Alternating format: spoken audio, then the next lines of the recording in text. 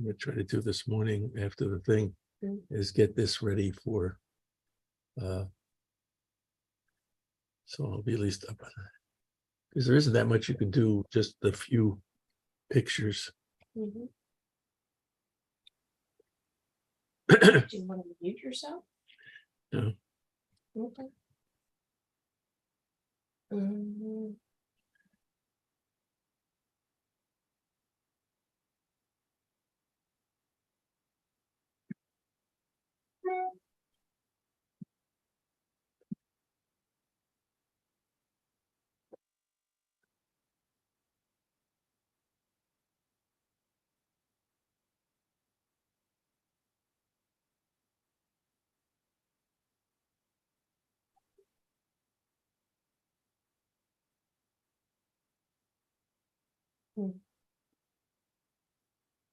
Tissues.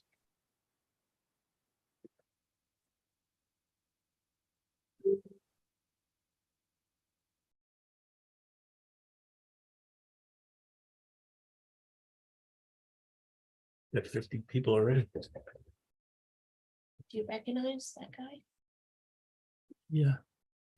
I think that's General Gerald. I have to check it. Gourand. That's not Lloyd, is it? No.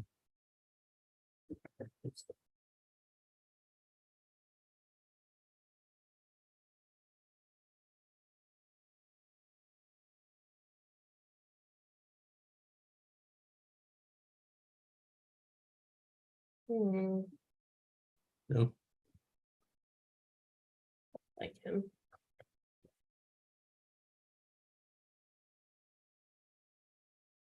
Look up Syria flags or Arab flags.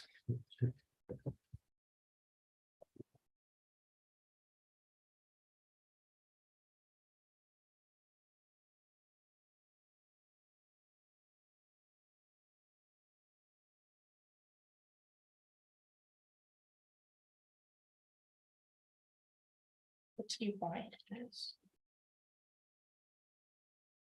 Remember? Okay, I haven't found the flag, but I found the building. Is the building in Syria or Beirut?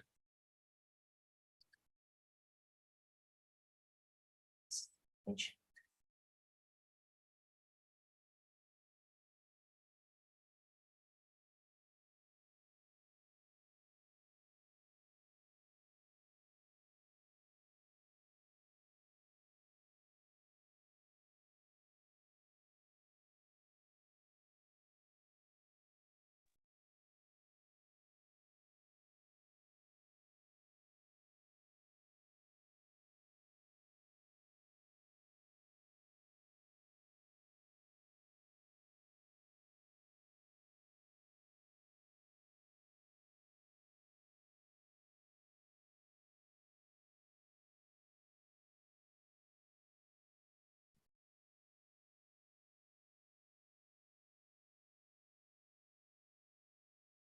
Good morning, good evening. Hello. Hi, Ken. How are you? Fine. It's good to see you. We're waiting for waiting for the word to get going. Okay. Whoa, what a beautiful setting. I'm going to start with a short introduction of the more general question of Africans in the Deccan, and at least in the Deccan, and then toss it over to you. And I think. Okay. Yeah. Let me also like to share screen at some point, so make sure that I can do that.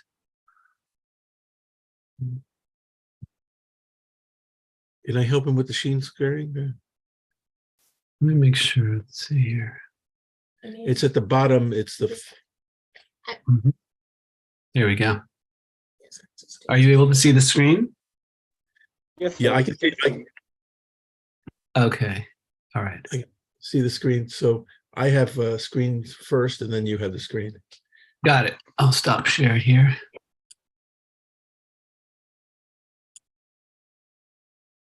most likely Greater Lebanon. Yeah. Put this, we're sitting here sorting out pictures, Oh, okay. trying to figure out, let's see if I can figure out with, There we go. There we go. I can see it now. yeah, figuring out where this comes. I think that this is the French in Syria, in the 1920s. And put flag identification form so we can tell.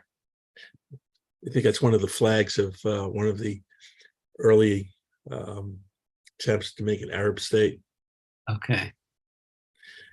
Was that Ashley back there? Yeah. Yep. Oh, Ashley, hi. I don't know if we've ever actually seen each other. We've communicated in multiple ways. How are you? I think she's camera shy. Oh, okay. Trying to take the picture to put on the flag form. She's there. She is. Hi. Nice to meet you finally. You're so nice to everybody.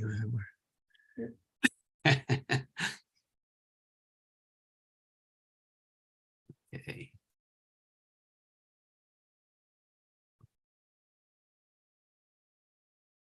I guess we'll be told when they're ready to go.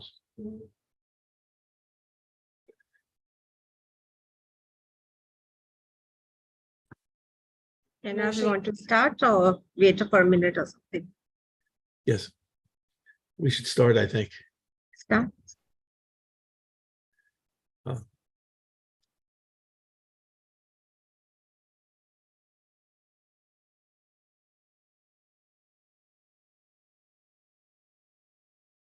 Renu, you may start. Yeah. Okay. Good evening, friends, and welcome to day 2 of the 3-day series that we are having on the Nizam Shahi Kingdom. Today we'll have a lecture on Malik Ambar by Mr. Omar Ali.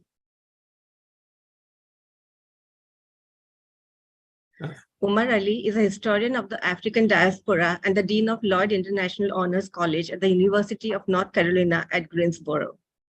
He is the author of Malik Ambar, Power and Slavery Across the Indian Ocean, and Islam in the Indian Ocean World, A Brief History with Documents. He was co-editor of the 3-volume series Afro-South Asia and the Global African Diaspora.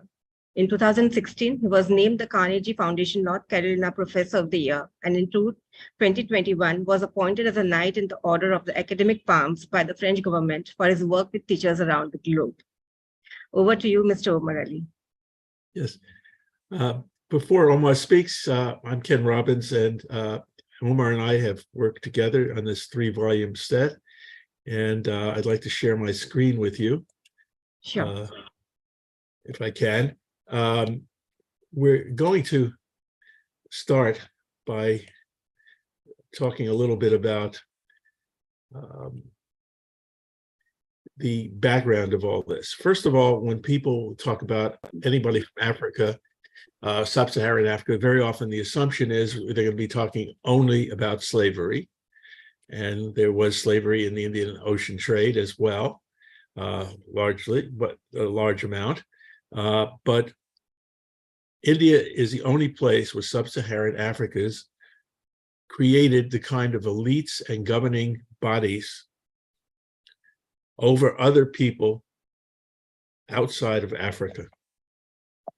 So the question is, how did this happen? And the 3 volumes we have really dealt with this. This is a volume that we did, that not only did it with Malik Ambar, but with the people like Hazrat Mahal, one of the Begums of Wajid Ali Shah, who was a leader of the events in 1857, 1858, and the defender of the Sindh against the British in the 19th century, Hushu Muhammad Shidi, and there are many others. In fact, there were African rulers in Bengal for a short time in the 15th century. One of the leading figures in Bijapur was briefly an independent ruler in Orde. And there were 2 long-lived princely states, Janjira and Sachin. And there were African elites, not only in all the Deccan sultanates, but in other sultanates like Gujarat and Khandesh. And there are many other states, including some Hindu states, which had African elites. And we found examples of many African queens and so on and so forth. This Malik Ambar is a particularly interesting story, and even in Ethiopia today, people know his name. This is a book in English and Amharic for school children to show that a poor Ethiopian could be sold as a slave, and that he could become a great leader and build buildings and be the chief enemy of the Mughals. And so now I'm going to turn this over to Omar. Thank you. Great. Can you hear me? Yes. Okay. Yes, sir. Okay, great. Thank you so much for that introduction, and thank you, Ken, for the invitation and for that sort of broader framing. I think it's really important because I think that most of us in the United States, in South Asia, in Latin America, in Europe, and even in Africa proper, don't learn enough African history. It's oftentimes just a sort of a side part of history curricula or geography curricula. So I think it's helpful to kind of provide that broader framing and also emphasize the multiple roles that Africans played. And so thank you very much for giving me an opportunity to present a little bit of my work on Malik Ambar. I've had the great pleasure of working with Ken over many years. He is a good friend and just an extraordinary scholar. Very diverse in his knowledge and depth of knowledge in many different areas, and is a partner to many, many people. So thank you to the Asiatic Society of Mumbai and for all of you being here, because if you didn't come, there would be nobody to speak to. Ken and I would just talk to each other, and we talk to each other enough. So this is great that we're able to have this broader conversation. So what I'd like to do now is share my screen. Just give me one moment, please, to do that. And let me just give me 1 second as I flip to the beginning here. Okay, I think that should work. Okay. Are you able to see my screen? Yes, sir. Yes, we can. Okay. Okay, very good. All right. So so this is part of the lecture series on the Nizam Shahi and the Kingdom of Ahmednagar. And I'm helping to, I guess, fill in some additional areas that have been discussed and will continue to be discussed. And I'm very curious because I want to leave enough time for there to be conversation with those who are on this call right now to talk about what you see, your observations, your questions. So Malik Ambar, I describe him as one of the African rulers in India, specifically a ruler of Ahmednagar. And as Ken mentioned, there are a number of African elites, and not all Africans who came to India and South Asia generally would become elites, but there were many who did, and we have documentary evidence in the form of written sources and visual sources. We have some beautiful paintings, including this one. So as Ken mentioned, we did co-edit a piece, a 3-volume series on Afro-South Asia in the Global African Diaspora. I happen to be one of a number of biographers of Malik Ambar, and some of my work looks also at the sort of the Islam in the Indian Ocean world. But I really build on the work of many extraordinarily hardworking, talented, brilliant historians, archaeologists, art historians, ethnographers, and other kinds of anthropologists in South Asia that have allowed me to tell the story as I see it of Malik Ambar and share that with you and with others around the world. So Oxford University Press published my book a number of years ago, and We are also trying to get this work digitally. And so both Ken and I have worked with the Schomburg Center for Research in Black Culture, which is part of the New York Public Library in the United States in New York. And we had an exhibit. I did an exhibit with one of our collaborators, Sylviane Diouf, who's just a wonderful historian and curator on the African diaspora in the Indian Ocean world. And so I can send you the link to that in the chat a little bit later if you'd like.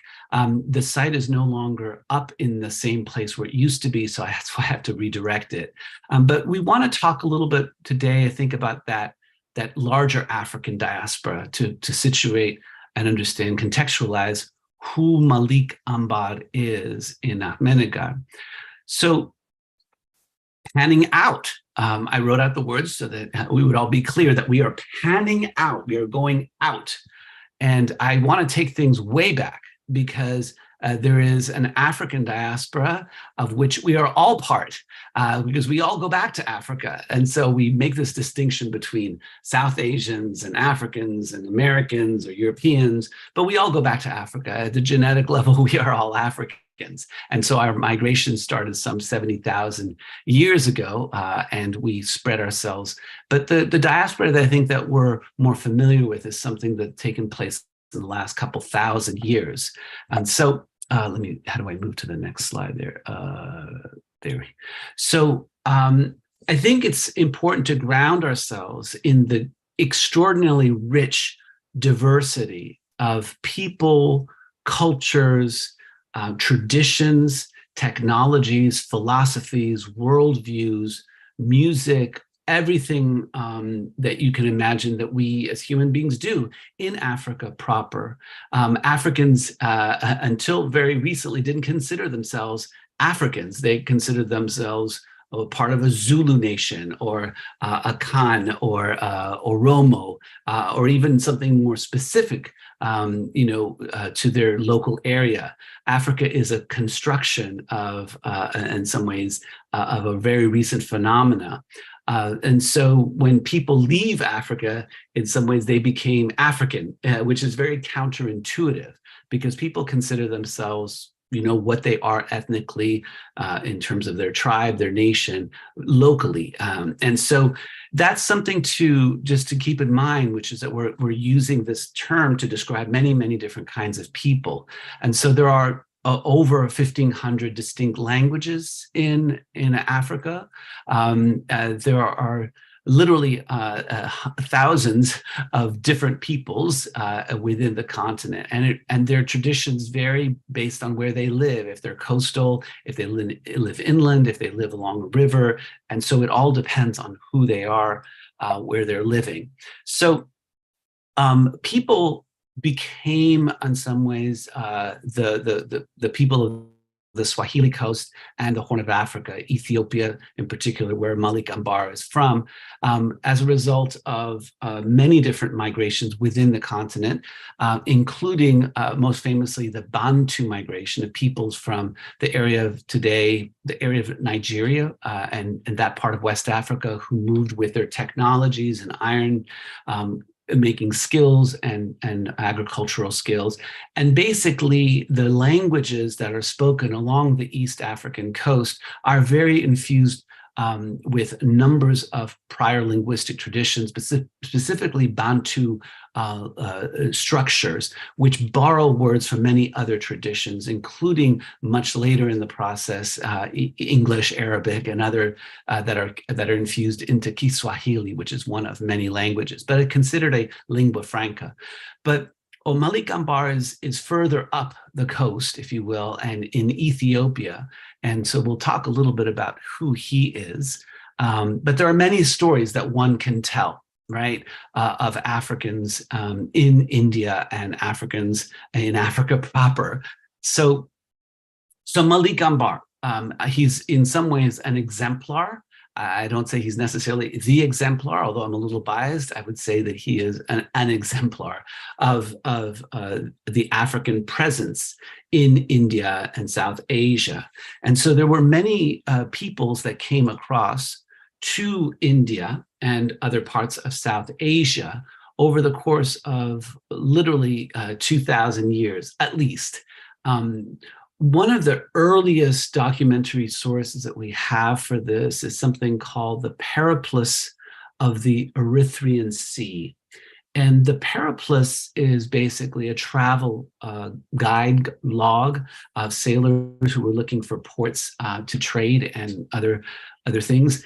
And that goes back almost 2,000 years. And so we know of contact between parts of East Africa and India going all the way back then, and specifically to the area of Gujarat. And so we have a combination of documentary sources as well as archaeological evidence. For instance, gold coins that were found and the cotton used by the elite in Ethiopia coming from from other parts of the world, including South Asia. So there were products that were being exchanged and people moving about. And with that, they brought all of their culture and created new culture. So it's not like culture is a static thing. It's dynamic. People create culture and also recreate that, but it's ever changing. So I want to start with a little quote describing who Malik Ambar is, because I think it's very, it gives us insight into how he was regarded. So this is coming from the Mughal court chronicler, Muhammad Khan, from his memoirs of Jahangir, who was the emperor, in 1627. Upon the death of Malik Ambar, he says, "In warfare, in command, in sound judgment, and in administration, he had no rival or equal. He kept down the turbulent spirits of the Deccan, maintained his exalted position to the end of his life, and closed his career in honor. History records no other instance of an Abyssinian slave arriving at such eminence." Now, what's really extraordinary is this is the chronicler of his enemies, right? So this is something that one has to take pretty seriously. So very high praise for Malik Ambar being offered here. So I mentioned the periplus and the role of merchants coming across, but it's also helpful to point to other specific Africans in the Indian Ocean world, again, to contextualize, to get a sense of the richness of the African presence in India and Malik Ambar specifically in Ahmednagar. So this is an image of Bilal ibn Rabah, who was considered the first muezzin, the person who calls a prayer. And here he's being depicted on top of the Kaaba, which is the holy site of the Muslim world in Mecca. And he was one of the followers of the Prophet Muhammad, peace be on him. And I wanted to show this image because there is a rich tradition of contact with Ethiopia. Prior to year one of the Muslim calendar, which is 622 Common Era, in the year 615, 616, the Prophet Muhammad actually sent groups of his followers to Ethiopia for their own safety. The Muslim community at this time was persecuted in Mecca because the rulers of the city did not believe in the single God, Allah. They believed in venerating the lower gods, including the daughters of Allah, as it was seen in their worldview, their cosmology, and their religious tradition. And so the Muslim community was organizing people across different groups and was seen as a threat. And so they were persecuted. And so the Prophet Muhammad sent two groups to Ethiopia where he knew they would be safe in actually the Christian kingdom there. And so they basically had contact in Mecca with trade. And in fact, according to the Sunnah, the traditions, the person who actually knew the Prophet Muhammad from the very beginning till his last days was actually a woman of African descent who had taken care of him as a child. So there is a very strong connection and an early presence of the African diaspora and connections with Ethiopia, which is where Malik Ambar comes from. So Islam had spread basically across the world, starting in the western part of the Hijaz of Arabia and moving into parts of East Africa, as I mentioned. Ultimately, people would adopt the faith along the coast, and it spreads all the way to Iberia in the sort of the peninsula sticking out of Afro-Asia. Modern day Portugal, Spain, by the year 711, and all the way to India by 712, and down the East African coast and across the Sahara into parts of West Africa.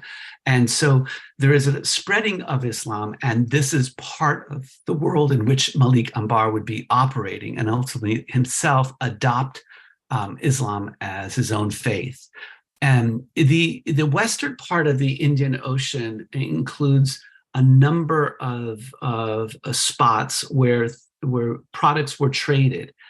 Trade routes along the Indian Ocean, specifically the western part, included many things, including gold, thinking about like Great Zimbabwe's role in there in sort of the southeastern part of Africa, but other products. Ivory was being traded.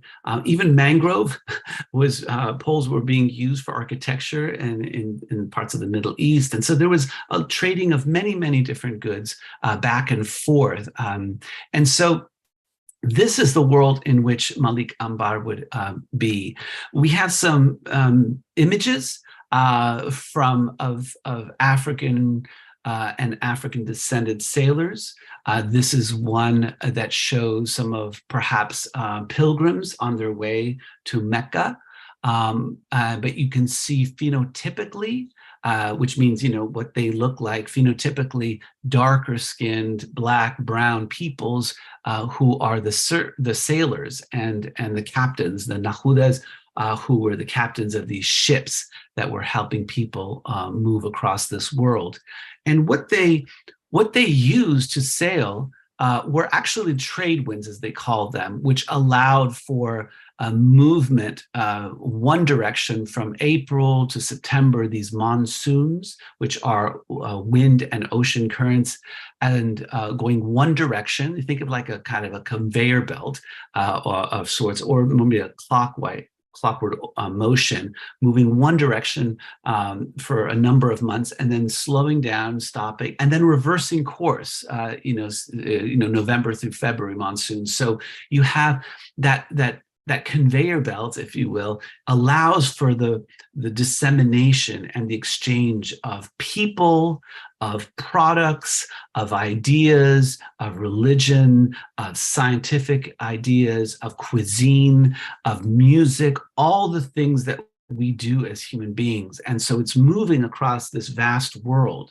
Abdul Sharif talks about this sort of as a large lake, if you will, an ocean, sure, but it's also the circum-western part of the Indian Ocean that share a lot in culture along the coast, in some ways even more so sometimes than what is further inland for themselves.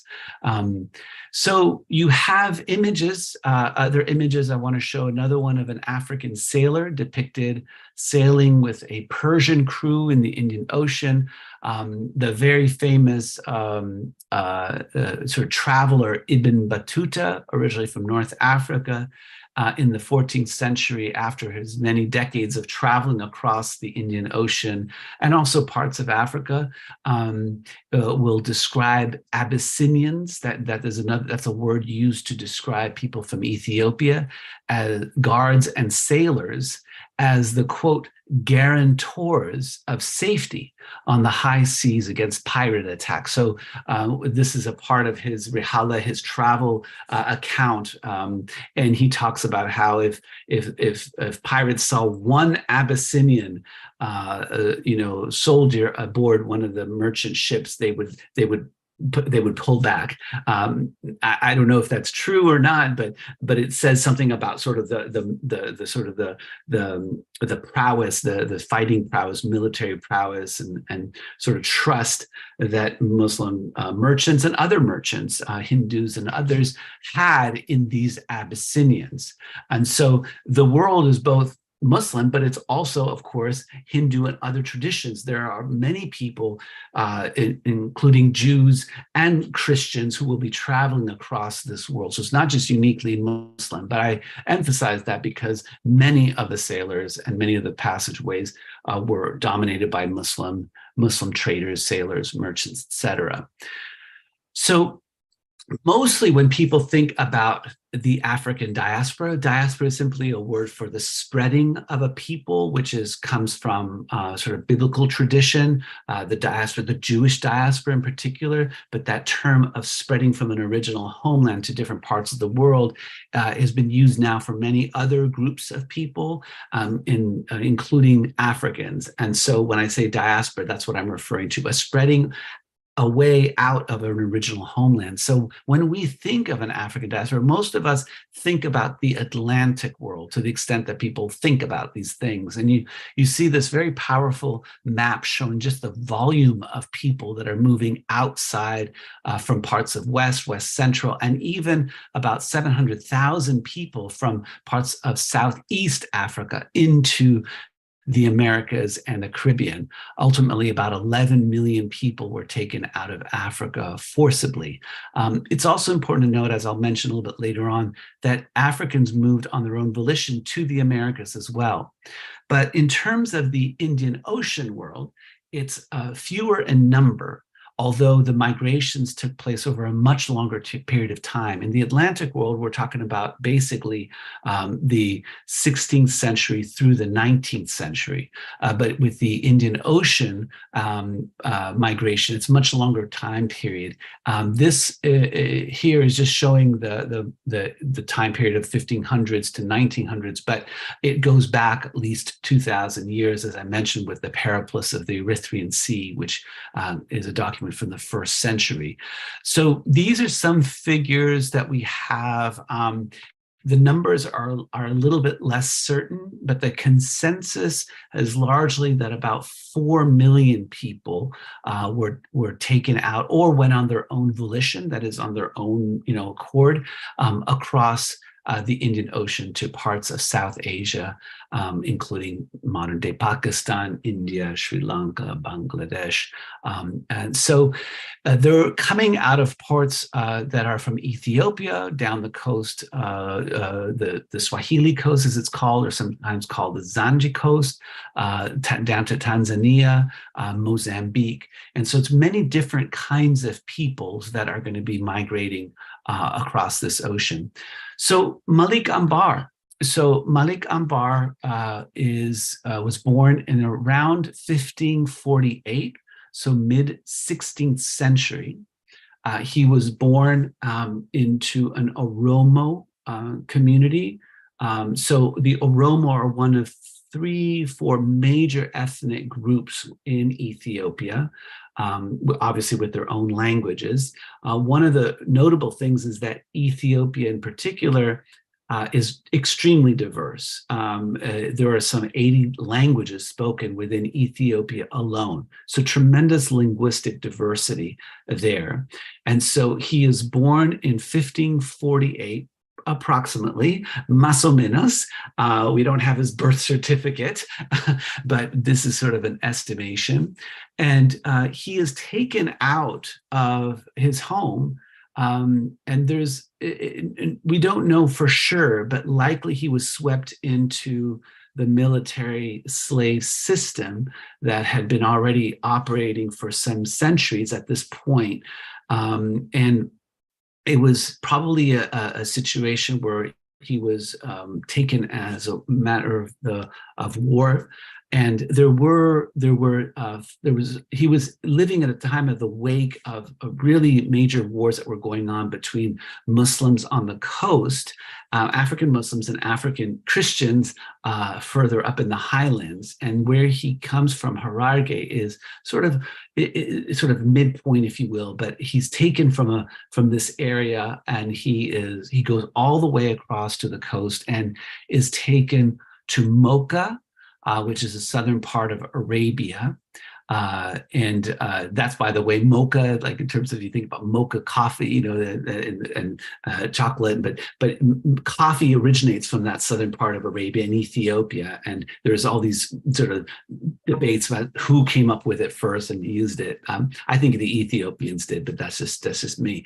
But basically, he comes to this port in Mocha, and then he either goes up the Red Sea and ends up in the Hijaz, basically the area of Medina, Mecca, and then goes further across to Baghdad. Or likely he could have also gone, around the southern part of Arabia, up the Persian Gulf to Basra, and then ultimately to Baghdad. But we know that he ends up in Baghdad. He converts to Islam. He adopts the faith. I like adopts as opposed to converts. For some reason, it just sounds and it feels, it feels more accurate to adopt a faith or religion. Whether he did so because he wanted to or not, I think he would do so because that was the dominant sort of space in which he was operating in, and it probably behooved him to do so. So he adopts the faith and becomes Muslim. And we know that he's actually a person of deep faith, because later in his life, we have accounts of him moving into the ranks of the soldiers and actually leading Quranic recitation. So it's sort of, it's some wonderful sort of images that will come to mind, but you know that he adopts the faith truly, not just for the pragmatic purposes of being part of the dominant religion in those areas. He wasn't the only one. And so that's why I want to just show a couple more images of others. This is one of his contemporaries from neighboring Bijapur. And this person is Ilkis Khan. It's a tremendously powerful image of one of the Abyssinian elites that Ken had mentioned. And here you see him with his hand on his sword, right? In some way signifying power. In his other hand, he has a petition or a letter. So he is literate, he is powerful, he is being served by somebody else. And for people in the Atlantic world, this is sort of a reversal of imagery where somebody who's phenotypically lighter skin is actually serving a person who's phenotypically darker skin, because much of what we receive as Africans is their role as servants, as slaves. And so I think that why this is helpful to learn about is because it helps to change our understanding of Africans as agents of change, of having achieved tremendously high positions of authority.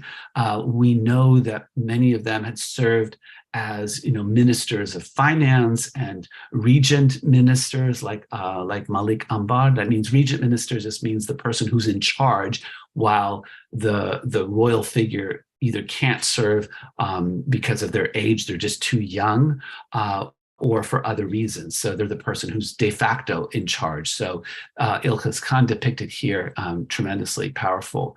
And they were also not just military folks in the sense that became part of the slave military system. They served in many capacities and actually produced many beautiful pieces of architecture, along with, I mentioned the music. And so this is actually the tomb of Malik Ambar. And I wanted to just show that because apparently he was part of the designing of this. And there's other images that we have from India of just beautiful architecture and artistry. So the people who live in this area are descendants of these African elites here. And this is an image of one of them. But let me go back just to Malik Ambar to tell you a little bit more about his story.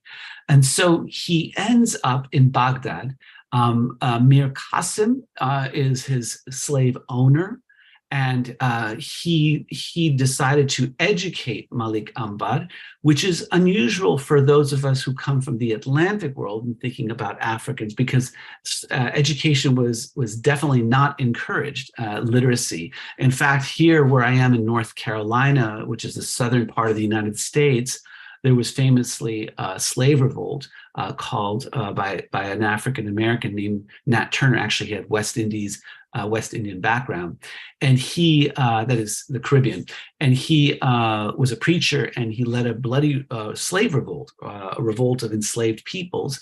And in the wake of that revolt in 1831, the North Carolina legislature made it illegal to teach people who were enslaved to read and write. So education was something unusual for those of us in the Atlantic world, thinking about the Indian Ocean world in terms of Africans who were enslaved, being given an education. And so he was educated because he was seen as somebody who could be used for more than simply brute force or military, but somebody who could actually develop and support the merchant who owned him. And so he travels to the western part of India, in the arid Deccan on the coast, and is then purchased by another person, Malik Dabir, who's also an Abyssinian descended person, apparently one of 1,000 slaves that were purchased by Malik Dabir, and who's also known as Genghis Khan, not that Genghis Khan, just has that other name. And so he is now living in the kingdom and the Sultanate of Ahmednagar, and his owner, Malik Dabir, clearly sees talent, as probably Mir Qasim did, and he takes him under his wing and essentially teaches him the ways of the court. And so it's in that training that he really learns the politics, diplomacy, logistics, administration, etc. And these are skills that will become very, very helpful to him as he develops as a de facto ruler of the Sultanate years later. But somewhere in the 1670s, his owner dies, and he is essentially now going to be free to do what he wants. But slavery had a great deal of sort of malleability in this part of the world. You could be a slave and be a minister.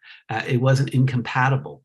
It meant something different in this part of the world, again, which challenges our notions of slavery in the Atlantic world.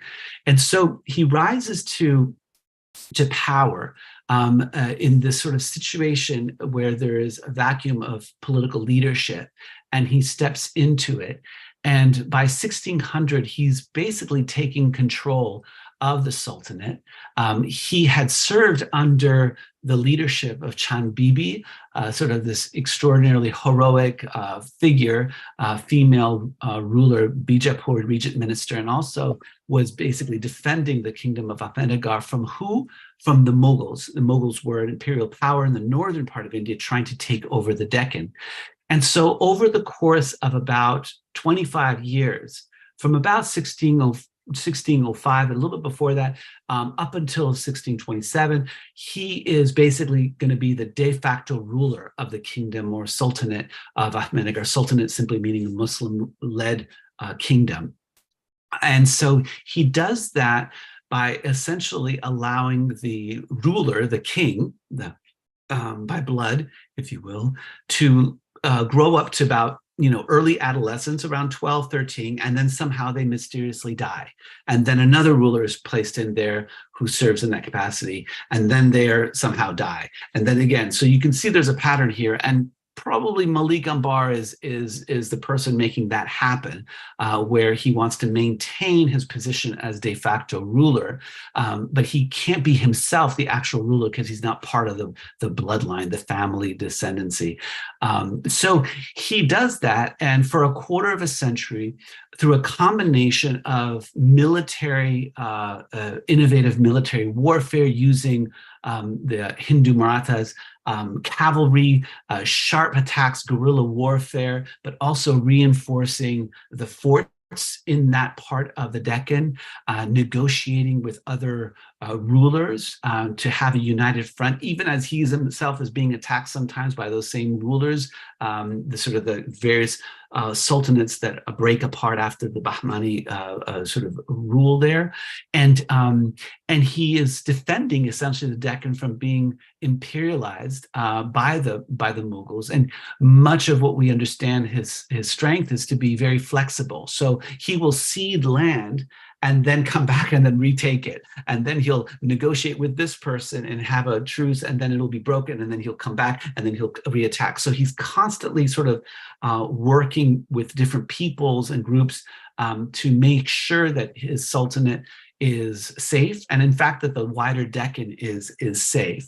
And so he passes away at an elderly age. He's somewhere in his 80 years old, which is extraordinarily old, if you will, for that time period. Today, 80 is the new 60, but it's in those days, it was 80 was like 110. So he was living a very long life and had much impact. And people that were descendants of these African elites and soldiers live there today. And so there's this distinct African presence across India, in parts of southern Pakistan, in Sri Lanka and Bengal. And so these are some of the descendants. And if I was to ask some of my students here in North Carolina where this image is taken from, they may not have guessed that it's from India, although the sari kind of gives it away. But phenotypically, these look like Africans, right? Now, not all of the African descended peoples look quote unquote African because of the intermixing of peoples. But these are some of the communities that are there, that exist, and they continue their traditions. So let's continue with this. One of the things I want to point out here, and I'll be wrapping up soon. I know I've been talking for a while, but I hope you've enjoyed some of these images, because I find them just tremendously just inspiring and just magnificent. But one thing to think about, I think, Malik Ambar, is that he is part of these African military figures across the world.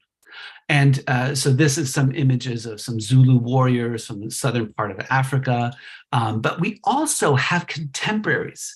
And this is, I think, helpful, again, to kind of think about this African presence, and Malik Ambar in particular, within a global context. And you have here Maroon leaders. Maroons are runaway slaves. And the image at the top is of Don Fran and his two sons, of Esmeraldas. Also in the 16th century and 17th century, you have these figures who are basically, these are African descended communities in the Americas that are fending themselves off from Spanish and Portuguese colonizers who had enslaved them and their ancestors, and they formed their own communities. And so this is a group that's serving as in diplomatic negotiations with some of the Spanish forces in Ecuador, which is on the coast of South America facing the Pacific. And then below that, you also have an image of Juan Garrido, who's with the colonizer, the conquistador Hernán Cortés in Mexico. And so you have these Africans who were enslaved becoming military figures, some of them being able to kind of move into their own spaces and become independent, others that are part of the imperial and colonizing forces, like Juan Garrido. And it's a mix.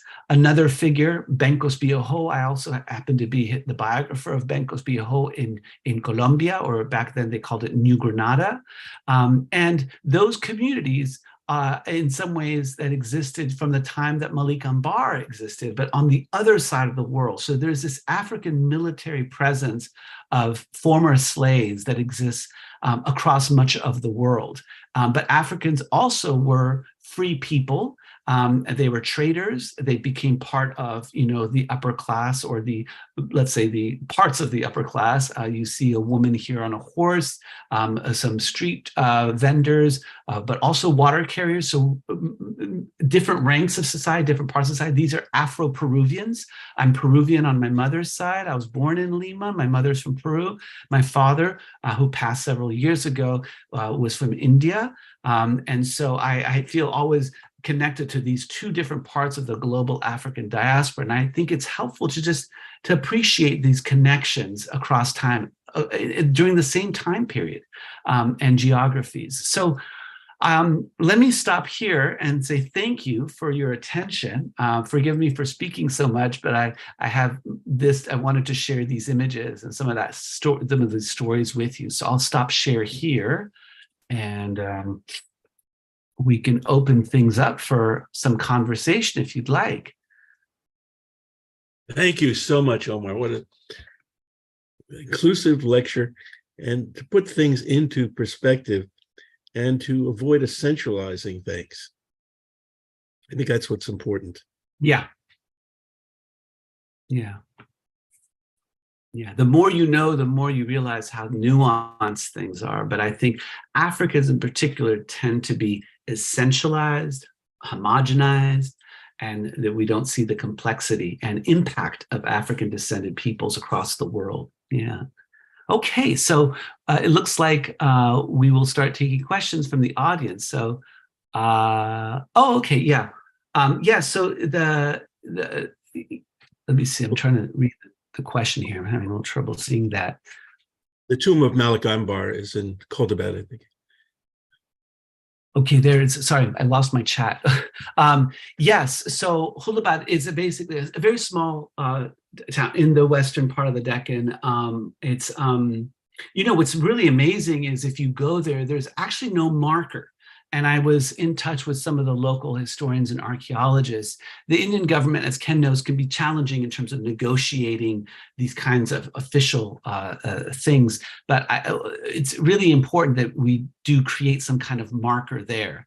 But the tomb is basically open. You can just walk right in. And I took that photo that you see there. Yeah. Let me go back to the chat here. Thank you for a wonderful lecture. Oh, yeah. What was his contribution to guerrilla warfare? Oh, yeah. A great question from Dr. Ashish Kelkar. And thank you earlier, Rama Bishnoi. My eyes are not helpful here. So guerrilla warfare. Yeah. So basically it was sort of these guerrilla type of attacks, which is, so guerrilla, by the way, so for those of you who might be wondering, comes from the word guerrilla. And guerrilla in Spanish means little war. And so this was actually a term that was used, I guess, originally in Iberia for some of the progressive forces fighting against the Franco-fascist regime.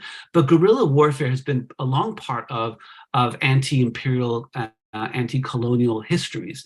I think about, the Jewish rebels, fighting Romans using guerrilla warfare. But guerrilla warfare was something that Malik Ambar employed because he simply didn't have the person power. I was going to say manpower, but as we're learning more about military history and also issues of gender, there were women that were parts of these armies as well. That we would identify maybe as trans or what have you. So I wanted to bring that out because we tend to just, again, in the ancient world or the early modern world, just make the binary of gender. But human power, soldiers, was tremendous on the Mughal side. And so they could come in with these large armies and cannon and all that. And they were kind of slow moving. And so Malik Ambar would use these quick assaults, and he was able to organize these Hindu cavalry, the Marathas, to help in that. And they would come in and attack and then leave.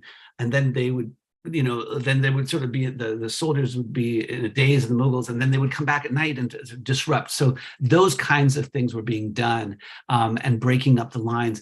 I mentioned Shan Bibi was actually guarding the fort of a northern part of Ahmednagar against Mughal incursions, and there's this amazing scene of her defending until the very last moment, where there's a breach because the Mughals have actually opened up part of it, and she actually, instead of running away, she actually takes off her veil, according to the sources, puts on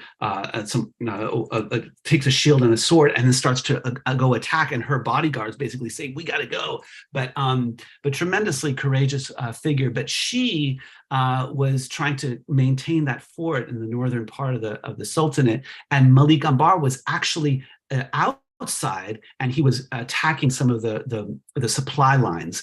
So guerrilla warfare was something that he was doing early on, before he even himself assumed the position of regent minister.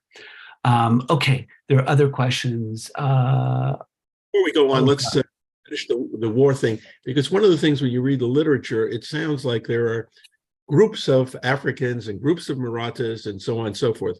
When you look at the paintings that were done in Bijapur, in Golconda, by the Mughals, in Kutch, in Jamnagar, wherever it is, there were African soldiers. They're all mixed in. They're not as back to the 17th century. Mm-hmm. We're going to leave the questions about architecture out, because we're going to cover that tomorrow. So we should move on. Do you want to take the ethnic Abyssinians? Have you come across a community of Abyssinians? Yeah, there's not a sort of a thriving, but there are people that are identifiable, that if you phenotypically look at them. And there are people who claim, I've gotten actually email over the years, people who claim to be direct descendants of Malik Ambar. And so there is historical memory. I think that at some point, if it's possible, maybe the genetics science will be able to develop, where we're able to extract DNA so that we can make some definitive connections. But there's a much larger presence in Gujarat and other parts of these African descended communities. Yeah. Oh gosh, there's a lot of questions here. Now I'm starting to see them. But if we're talking about African elites in that area, the one area where you can continue, yes, Janjira. So could you say something about that? Yeah, so the Africans had taken over basically Janjira, which is an island basically off the coast of just south of Mumbai, and ruled it. And up until the present day, there's these descendants of there from Janjira and Sachin who are descendants of these Africans, and so they identify very closely with them. Phenotypically, they don't look as, if you will, quote, African, but because of the mixing with local populations there. So there are African elite visible connections. Yeah. Since the talk mentioned that Malik Ambar himself started the construction of his tomb, could there be a specific reason for him to have chosen the place of Huldaba as his burial? I don't know if there's a specific reason. It's a good question, actually.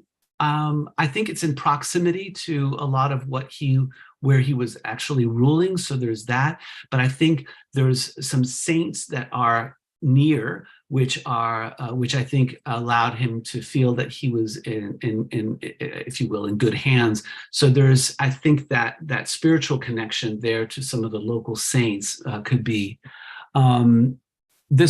Okay, thank you. Which port did Malik Ambar arrive when he reached the ports of India? So he arrived, the guess is around early 1570s. And we don't know exactly where, but one of the areas, in those days, they didn't have the same kind of ports that we do today. They had people came up to the shores oftentimes in a different way, but somewhere along that coast, we definitely know, and that he came and formed part of those at least 1,000, according to the documents, slaves that came. What happened to the Sultanate after Malik? Oh, what happened to the Sultanate after Malik Ambar died? That's a great question. So what happened was that his son, Fateh, was basically took over, but within 2 years, actually, was not able to keep the Mughals from taking it over. And so he obviously was not as successful as his father. And we do have some images of the son, which actually have been in prior years confused with Malik Ambar, but we know that he's actually, it's his son who's being depicted. And there's some beautiful, beautiful images in Ken's book on African elites, which actually show some of those images, which are in museums in San Diego, also the Victoria and Albert Museum, and a couple other museums around the world. So, sir, we have a few questions from the YouTube live chat. Oh, yes, you may read them. Why don't you go ahead so we can include some of our listeners. Go ahead and go ahead and read them if you'd like. Yes, sir. Thank you. Can you hear me? Yes, we can hear you. Yeah, just a moment. Yeah, so we have 3 questions that are posted on the YouTube live chat.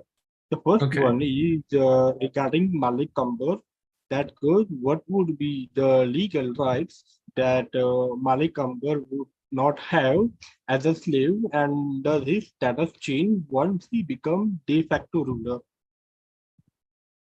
Yeah, so there's some evidence that the wife of Malik Dabir, who is his owner, when he arrives in the Deccan, when her husband passes away, that she frees him. But in some ways, the distinction between being free and enslaved is not as meaningful as it might be in the Atlantic world. In some ways, it was less meaningful. There was a very strong connection between these kinds of, if you will, cultivated Abyssinians who join courts with them and their masters. And so, one of the documents talks about the master being sort of, and the slave being sort of like a father-son relationship. I sort of slightly cringe at that because it's not always the case that it's so like kind, if you will. It's opportunistic on the part of the slave master, or they would say, please go back to your family where you came from. But there is a kind of a group, a mentoring process that was at play. And so, for instance, in the Atlantic world, if a slave knew that if their master died, that they would be freed, the master wouldn't be around too long.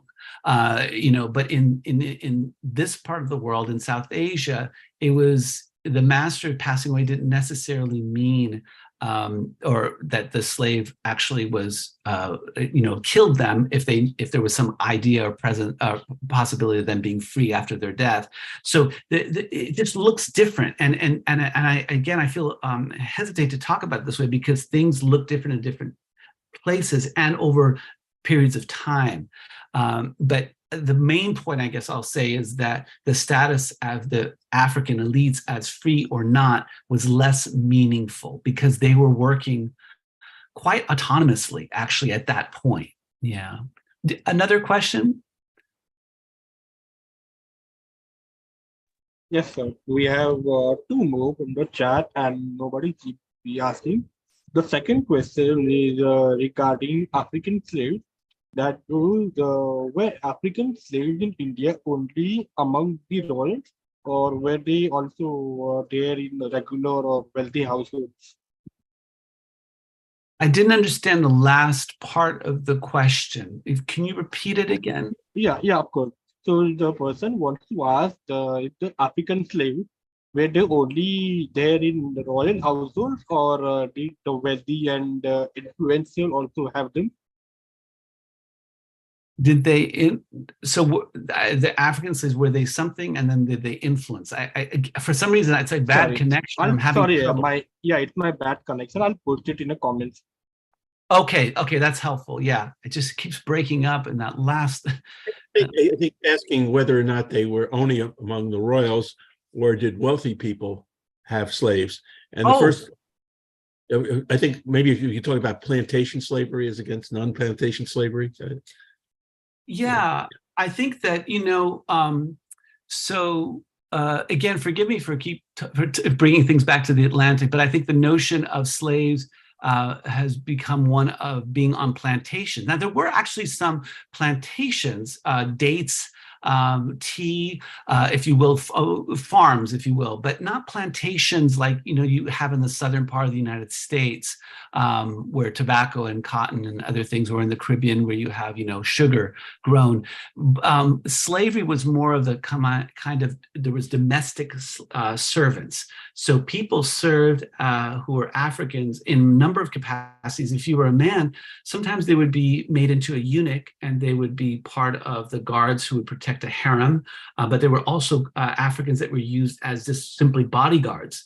There is an interesting connection, so I'll just have to mention this with my own family. My grandfather, my father's father, his name was Mir Qasim, which, by the way, is the first part of the same name as the slave master that Malik Ambar had in Baghdad. But my grandfather, Mir Qasim Ali, was chief of police in Maharaja, and his right-hand person, his name was Bhima. And by all accounts, he was described as African, and so there is a tradition of Africans that comes very close to the. I mean, this is the mid 20th century now. That presence as bodyguards and people who are confidants. So Africans served in a number of roles. Men, women served as, if you will, concubines, which is just a fancy word for sex slave. But also as domestic servants in households. The thing is that Africans weren't needed in South Asia in the same ways that they were needed in the Americas, because South Asia had its own, if you will, peasant population, its own poor population to draw upon as servants. The Americas, that's different. The Native Americans were either killed off or fought off and died of diseases. Of course, many Native Americans live today, but so in India and South Asia, African men were used as, worked as soldiers, as sailors, they were traders, they were guards, they were palace guards, bodyguards, and they worked also as porters, and women served as concubines and as domestic servants. So there's a range of capacities, if you will. Yeah. Any other questions? Let's see. I'll mention one thing about naming, because we've talked about the word Abyssinian, and I failed to mention this, that people of African descent in India are called, and South Asia, I should say, are called a range of things, including Sidi, and sometimes spelled with one D or two Ds, depending on where you are in South Asia, or Habshi. And so Africans in India and their descendants are referred to by multiple names. And so you might have heard a Sidi community, or this person is a Habshi, which is Habshi is specifically people who come from the Horn of Africa, from Habesha, the term used to describe them. Yeah. I think we have just a few minutes. It's 10:31 I have on my side, but let's take a few more questions here. Are there any more from the YouTube Live, or maybe we go back to the chat? I think we should go back to the chat. There are some excellent questions there. Okay. Oh, yeah, that's great. Thank you, Dr. Kelkar, for the question. So would you please elaborate on his contribution to water management in the head of Ambari?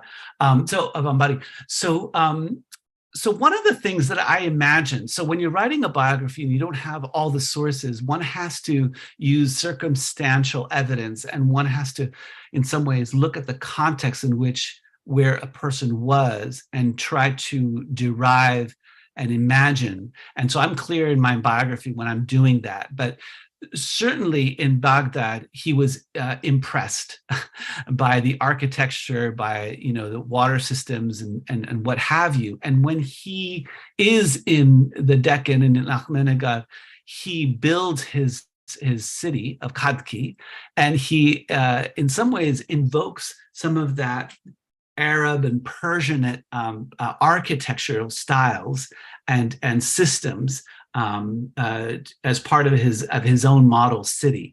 And by the way, his model city had different districts that were named after some of his generals, Hindu generals and others, because his army was multiracial, multi-ethnic, and that's a really important part of it. He wasn't the only one who had an army like that, but it's remarkable how diverse his legions were. And there's a fascinating connection with Shivaji in terms of one of his descendants being part of Malik Ambar's armies, in fact, one of the generals. And so there's some evidence of that connection there, which is fascinating. But certainly he is working in a diverse environment. And the modern notions, I think people on this call know that, of sort of this great divide between Muslims and Hindus just wasn't the case in those days in the same way that it would become part of the dominant narrative in the 20th century.